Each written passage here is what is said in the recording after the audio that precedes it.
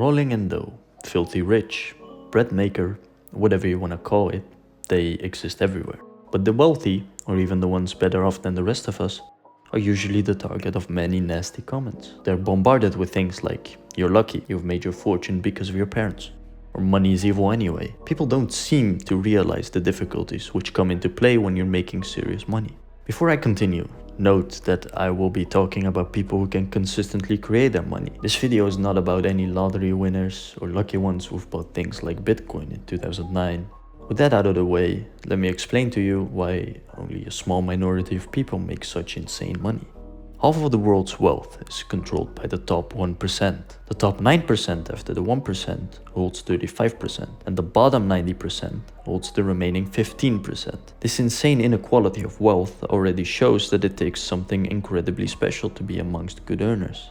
Economists say that every $1 billion is an economic puzzle. Statistically and economically, making a ton of money should not be possible. So then how come there are people who never have to worry about money? The biggest and most important cog which drives you the money-making formula is problem solving. You're rewarded for the proportion of problems you solve. So you figure out an alternative to plastic straws, as paper straws are just horrible. That'll easily be a multi-million-dollar problem. However, it's not just the problem you have to solve. You can come up with the best solution to the biggest problem in the world, but you also have to execute it perfectly. Let's keep using the plastic straw example. You gotta market it, you gotta prove it's better than the alternatives, you gotta convince top restaurants and stores to switch. Yes, the solution is the most important part of your economic equation, but it's just a component of the big list which makes your idea work. Besides having to come up with a good business model, the necessary marketing and networking, you also have to stay consistent and at the top of your game every single day of the week. A clog in your business could mean bankruptcy or losing to competition, which is a can of worms we'll get to in a second. But this is why about half the companies go bankrupt within a year. They come up with something great, but the execution or timing is just off.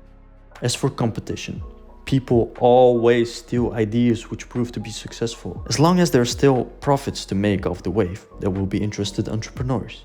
And remember, for every dollar that is spent at your competition, that's money you are missing out on. We live in a hyper-competitive world now. Everything must be calculated into numbers. Time is money, they say. So if you're making enough money, even vacations could not be worth it, as your absence will allow your competitor to earn more money and expand their business, maybe even putting you out of business. The amount of stress you have to endure to build something impressive, let alone an entire empire, is just mind-blowing. Many entrepreneurs consider 80-hour work weeks normal, and many, especially at the start, do most of their work, if not all, for free.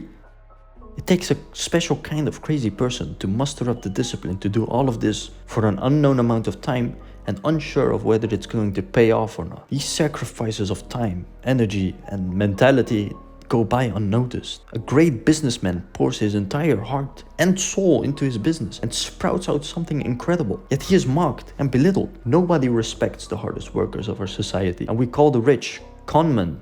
But people who build these things do great things which are never noted by the media either. They donate huge sums of money to charities. They create jobs for others, use their money to create more money for everyone involved. As a fellow entrepreneur, I just wish that people would understand and sometimes even praise the mental burden of walking into the hell that is starting and running a business.